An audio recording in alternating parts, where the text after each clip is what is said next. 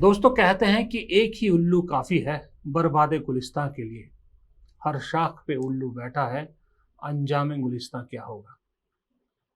मैं फिलहाल ये जो शेर है ये इस्तेमाल कर रहा हूं भारतीय क्रिकेट के लिए। दुनिया में इकलौता ऐसा खेल है जिस पर भारत बेताज बादशाह की तरह राज करता है। भारत दुनिया का क्रिकेट चला रहा है, किसी से नहीं छुपा है। भारत जितना पैसा आईसीसी को देता है, दुनिया की कोई और बॉडी इतना पैसा नहीं देती और इसीलिए भारत बेताज बादशाह बना बैठा है। और ऐसा नहीं है कि सिर्फ पैसे के दम पे भारत बेताज बादशाह है। भारत ने गेम भी बहुत इंप्रूव की है। भारतीय क्रिकेट ने जितना लंबा सफर तय किया है और उस सफर के बाद जो मुकाम हासिल किया है वो काबिले तारीफ है। और इस बदलाव की शुरुआत मेरे हिसाब से 90 के दशक के आखिरी में शुरू हो गई थी, जब तेंदुलकर, सौरव गांगुली, द्रविड़, वीवीएस लक्ष्मण, जवागल श्रीनाथ, अनिल कुंबले ऐसे खिलाड़ी टीम में जुड़े थे। उसके बाद इन खिलाड़ियों ने टीम में अपनी जगह बनाई, टीम को मजबूती दी, मिडिल ऑर्डर को मजबूती दी। उसके बाद सौरव गांगुली को जब कप्तानी मिली तो सौरव गांगुली ने टीम में नए जोश, नए खून को जिस तरह से इंट्रोड्यूस किया और उनको पूरा सहारा दिया, उसने टीम का फॉर्च्यून बदल दिया। दुनिया ने देखा कि कैसा युवराज सिंह जैसा खिलाड़ी मिला भारत को, कैसे मोहम्मद कैफ जैसा शानदार फील्डर मिला, कैसे जहीर खान, हरभजन सिंह जैसे शानदार बॉलर मिले। साथ में जो फैब फोर थे भारत के, लक्ष्मण, द्रविड़, गांगुली और तेंदुलकर, फैब फाइव कह सकते हैं, इसमें आप कुंबले भी गिन लीजिए, ये तो अपना काम कर ही रहे थे। और वहां से जो भारतीय क्रिकेट ने शुरुआत की थी ऊपर जाने की, वो आज तक कायम है। लेकिन कहा यह जाता है कि वेस्ट इंडीज की क्रिकेट भी यूं गई थी ऊपर। कोई बेताज बादशाह था, कोई चैलेंज करने वाला नहीं था। लेकिन कुछ गलतियां वेस्ट इंडीज क्रिकेट बोर्ड ने ऐसी की कि आज टीम धाराशाही है। वो इंटरनल पॉलिटिक्स की शिकार हुई वेस्ट इंडीज की टीम, वैसी ही कुछ शिकार भारतीय टीम भी मुझे होती नजर आ रही है, जहां पर पर्सनल इंटरेस्ट और राजनीति क्रिकेट पर ज्यादा भारी हो रही है। इसी तरह का एक छोटा सा भूकंप आया था 2007 में, जब 2007 ही था शायद, माफ कीजिए, शायद 2007 था, जब ग्रेग चैपल को कोच बनाया गया था। लेकिन वो बड़े छोटे पीरियड के लिए था। वो एक ईगो क्लैश था, ओवर एम्बिशियस आदमी था। लेकिन अब की बार जो भारतीय क्रिकेट में उथल पुथल मची है, इसका इंपैक्ट बहुत दूर जाएगा। आप सोच सकते हो, भारतीय क्रिकेट टीम अचानक रोहित शर्मा, विराट कोहली, आर अश्विन, 3 सीनियर खिलाड़ियों से जुदा हो गई। बिना 3 सीनियर खिलाड़ियों के भारतीय टीम इंग्लैंड जैसा टफ दौरा करेगी और उम्मीद करोगे कि फिर वहां जीतेंगे हम और डब्ल्यूटीसी फाइनल के लिए जो है, डब्ल्यूटीसी चैंपियनशिप फाइनल के लिए सफर तय करेंगे। अगर कोई ऐसा सोच रहा है तो बहुत बड़ी गलतफहमी में। अगर इंग्लैंड में भारत की टीम सीरीज जीतती है तो खिलाड़ियों की अपनी मेहनत और अपने टैलेंट पे होगा। मैनेजमेंट का इसमें 0 रोल होगा मेरे हिसाब से। मैं ये जिक्र इसलिए कर रहा हूं क्योंकि इस वक्त जिस शख्स को भारतीय क्रिकेट टीम की कमान सौंपी गई है, उस शख्स ने भारतीय क्रिकेट का बीजेपीकरण कर दिया है। मैं ये कहूंगा बीजेपीकरण कर दिया गया है बुरी तरह से। बीजेपीकरण इसलिए बोल रहा हूं कि हमेशा से कहा जाता था कि भारतीय क्रिकेट टीम में कोच तो कठपुतली होता है, सारी पावर तो कैप्टन के पास होती है। लेकिन ये अकेला कोच, जब से गौतम गंभीर कोच बने हैं तब से लगातार हम देख रहे हैं कि अगर टीम में किसी की चल रही है तो सिर्फ और सिर्फ कोच की चल रही है। वो कैसे संभव है? अचानक गंभीर के लिए सारी चीजें कैसे बदल गई? रोहित शर्मा कैप्टन होते हुए टीम से ड्रॉप हो जाते हैं। रोहित शर्मा, आर अश्विन को जो है रिटायरमेंट के लिए मजबूर किया जाता है। फिर विराट कोहली को भी मजबूर किया जाता है और वो भी रिटायरमेंट ले लेते हैं, अचानक से रिटायरमेंट ले लेते हैं। और अचानक से ले लेते हैं, इसका खुलासा बाकायदा उनके रिटायरमेंट के बाद दिल्ली के कोच शरणदीप सिंह करते हैं, जब उन्होंने कहा कि विराट कोहली ने बाकायदा डोमेस्टिक मैच खेला था, इसीलिए कि वो इंग्लैंड दौरे में जाना चाहते थे, बाकायदा 1-2 सेंचुरीज लगाना चाहते थे। आर अश्विन के पिता ने आरोप लगाया कि उन्हें मजबूर हुआ, उनको इस तरह से बेइज्जत किया गया। रोहित शर्मा की कहानी तो सबको ही मालूम है कि रोहित शर्मा के साथ क्या हुआ।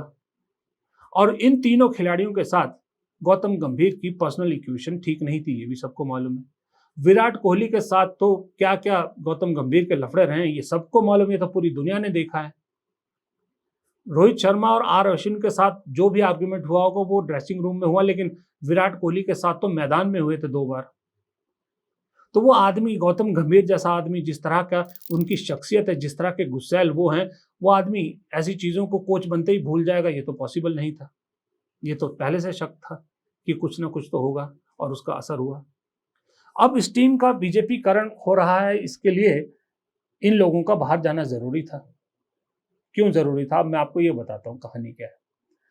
आपने एक चीज नोटिस की, जैसे ही गौतम गंभीर कोच बनते हैं, कोलकाता नाइट राइडर के वरुण चक्रवर्ती टीम में आ जाते हैं, फिर हर्षित राणा बॉलर टीम में आ जाते हैं कोलकाता नाइट राइडर्स, जहां से गौतम गंभीर कोच थे।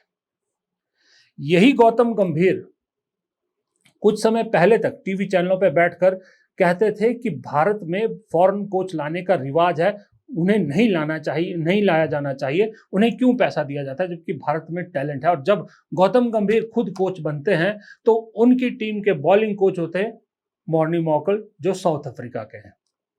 अपनी बात को खुद वहीं जो है वो झुठला देते हैं।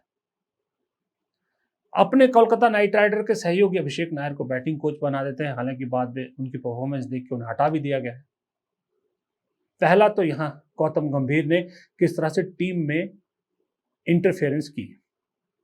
उसके बाद आप आर अश्विन जैसे जो मैच्योर्ड और प्रूवन टेस्ट खिलाड़ी हैं, जिनके टेस्ट में 5 या 6 शतक हैं और शानदार बॉलिंग रिकॉर्ड्स हैं, उनके ऊपर आप वॉशिंगटन सुंदर को प्रेफर करते हो। क्यों? क्या संदेश देना चाहते हो दुनिया को? जडेजा को नहीं हटाया आपने, आर अश्विन की जगह पर वॉशिंगटन सुंदर को किया, जबकि ऑलराउंडर के तौर में टेस्ट पे आर अश्विन का रिकॉर्ड रविंद्र जडेजा से ज्यादा बेहतर है। जब आप ऑलराउंडर के तौर पे देखते हैं आप, तो फिर जडेजा हटने चाहिए थे, लेकिन जडेजा नहीं हट सकते। क्यों नहीं हट सकते? क्योंकि जडेजा गुजरात से आते हैं और जडेजा की पत्नी बीजेपी की विधायक हैं। जडेजा खुद बीजेपी के एक्टिव सदस्य हैं। उन्होंने बाकायदा अपने सोशल मीडिया प्लेटफॉर्म पर अपनी मेंबरशिप का जो है वो शो किया है, डाला था, शेयर किया था लोगों के साथ। तो बीजेपी, आर अश्विन उसका शिकार हुए। उसके बाद दूसरी चीज आई है। दूसरा, अब भारतीय टीम की कमान किसको मिलेगी, इसको लेके जो है सब लोग बात कर रहे हैं। तो उसमें एक नाम है सबसे आगे जो चल रहा है, वो है कि भाई युवा कप्तान बनाया जाएगा, तो शुभमन गिल को शायद अब भारतीय टीम का कप्तान के रूप में आप देख सकते हैं। शुभमन गिल के साथ क्या गौतम गंभीर का कोई प्यार पुराना है? नहीं, ऐसा तो नहीं हो, तो पंजाब से आते हैं, लेकिन कनेक्शन यहां दूसरा है। किसी वक्त हार्दिक पांड्या कैप्टेंसी की रेस में रोहित के बाद सबसे आगे थे, फिर जसप्रीत बुमराह भी थे, लेकिन आज की डेट में अगर कप्तानी की दौड़ में कोई सबसे पीछे है तो वो है हार्दिक पांड्या, फिर ऋषभ पंत, और जसप्रीत बुमराह ने कह ही दिया कि वो नहीं बनना चाहते कप्तान, क्योंकि फिर उन्हें लगातार खेलना पड़ेगा, जो उनकी बॉडी अलाउ नहीं कर रही फिलहाल। तो बचे शुभमन गिल। शुभमन गिल अभी आईपीएल में कहां के कप्तान है? शुभमन गिल इस वक्त कप्तान है गुजरात टाइटंस। गुजरात टाइटन के पहले कौन थे कप्तान? हार्दिक पांड्या। जिस वक्त हार्दिक पांड्या गुजरात टाइटन के कप्तान थे, उस वक्त वो भारतीय टीम के कप्तान की रेस में सबसे आगे खड़े थे रोहित शर्मा के बाद। जैसे ही वो मुंबई शिफ्ट हुए, गुजरात को उन्होंने छोड़ा, वो कप्तानी की रेस से पिछड़ गए। गुजरात टाइटन के साथ 2 कनेक्शन है। जय शाह, जो इस वक्त आईसीसी अध्यक्ष हैं, पहले बीसीसीआई चला रहे थे, आज भी बीसीसीआई जय शाह ही चला रहे हैं। वो कहां से आते हैं? गुजरात से। किसके बेटे हैं? गृह मंत्री अमित शाह के बेटे हैं, और गुजरात सब कुछ है उनके लिए।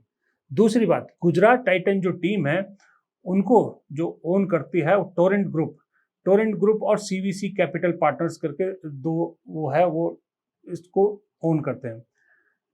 ये जो गुजरात टाइटंस का होम ग्राउंड है जो है वो है अहमदाबाद, आपको मालूम है अहमदाबाद नरेंद्र मोदी स्टेडियम इनका होम ग्राउंड है। और जो टोरेंट ग्रुप है वो अहमदाबाद बेस्ड एक कंपनी है जिसके मालिक है उत्तम भाई नथालाल मेहता, और अभी उनके बेटे सुधीर और समीर मेहता इस कंपनी को चलाते हैं। अहमदाबाद बेस्ड है। देश का सबसे बड़ा स्टेडियम गुजरात अहमदाबाद। आईसीसी के सबसे बड़े पदाधिकारी गुजराती। बीसीसीआई को अभी कौन चला रहा है, कौन कंट्रोल कर रहा है? गुजरात। आईपीएल में one of the strongest team फिलहाल इस सीजन में जो दिख रही है गुजरात टाइटंस, एक बार पहले जीत चुकी है। और अब अगर गुजरात से ही जुड़ा हुआ कोई भारतीय टीम का कप्तान भी हो जाता है तो इससे बड़ी बात क्या होगी? तो आप समझ रहे हैं कि खेल कहां से खेला जा रहा है।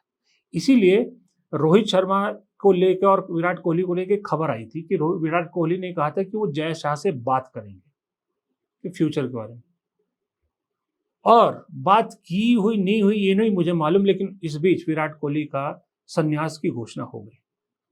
तो जय शाह से बात हुई भी होगी तो उसका नतीजा क्या निकला आप समझ ही सकते हैं, क्योंकि जय शाह को गुजरात कनेक्शन ज्यादा इंपॉर्टेंट था और गौतम गंभीर की ये प्लानिंग थी। इस प्लानिंग के तहत उनके सारे जो रोड़े थे इस टीम पर पूरा कंट्रोल करने का वो सब निकल गए। अश्विन निकल गए, रोहित शर्मा निकल गए, विराट कोहली निकल गए, बुमराह भी ऑलमोस्ट कभी कभार वाले हैं। अब कोई ऐसा नहीं बचा जो गौतम गंभीर के डिसीजन को चैलेंज कर सके, क्योंकि इतना कोई सीनियर टीम में है ही नहीं। गौतम गंभीर का गुस्सैल नेचर के सामने कोई जवाब अब देने वाला टीम में नहीं है, क्योंकि गौतम गंभीर ने एक तीर से कई शिकार किए। गौतम गंभीर ने एक तीर से अपने दुश्मनों को निपटाया, टीम के अंदर अपने चैलेंजर्स को निपटाया, इसी तीर से अपने भाजपा आलाकमान को खुश किया और इसी तीर से टीम पर अपनी पकड़ बना ली। अपनी पसंद के खिलाड़ी अब टीम में खिलाएंगे, अपनी पसंद के हिसाब से टीम को चलाएंगे। इस चक्कर में होगा क्या? इस चक्कर में, इस पॉलिटिसाइजेशन के चक्कर में भारतीय क्रिकेट का डूबना तय है। भारतीय आज सारे एक्सपर्ट कह रहे हैं, आज की डेट में अगर आप सुनो टीवी चैनलों पे, सोशल मीडिया पे, सब एक्सपर्ट कह रहे हैं कि जो अभी भारतीय टीम जिस तरह की हो गई है, इस बार का जो वर्ल्ड टेस्ट चैंपियनशिप का फाइनल अगर भारत खेलने की सोच रहा है तो भूल जाइए। इस बार तो पॉसिबल नहीं है, अगली बार शायद हो जाए। जब से वर्ल्ड टेस्ट चैंपियनशिप शुरू हुई है तब से पहली बार भारत के बारे में ऐसा कहा जा रहा है। अभी T20 है, फिर आगे दूसरे T20 वर्ल्ड कप है, फिर शायद एशिया कप भी है, फिर अगला वर्ल्ड कप भी होगा, बीच में वर्ल्ड टेस्ट चैंपियनशिप भी है। गौतम गंभीर कह रहे हैं कि टीम ट्रांजिशन से गुजर रही है, टीम बदलाव के दौर से गुजर रही है।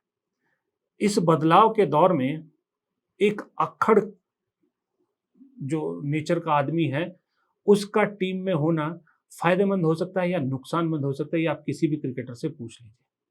इस बदलाव के दौर में अगर कोई एक शख्सियत जो भारतीय टीम को हैंडल कर सकती थी वो थे राहुल द्रविड़।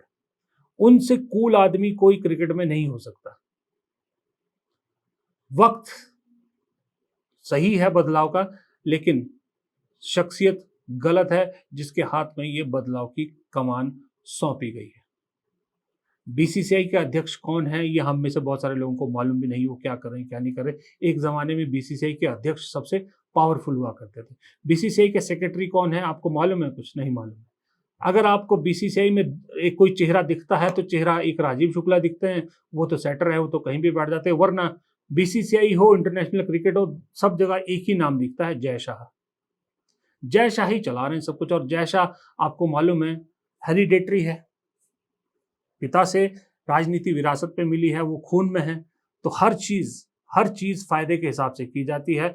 वो तो कहा जाता है एक तो गुजराती, ऊपर से अमित शाह जैसा पॉलिटिशियन का जो है वो हेरिडेटरी जो है वो खून में आया है, तो वो तो हाथ भी तभी मिलाते हैं जब कोई फायदा होता है, वरना हाथ भी ना मिलाए। ये इस चक्कर में मैं कह रहा हूं भारतीय क्रिकेट टीम का जो गुलिस्तां है फिलहाल एक उल्लू बैठ चुका उसमें, और ये उल्लू गुलिस्तान को बर्बाद करने में जुट चुका है।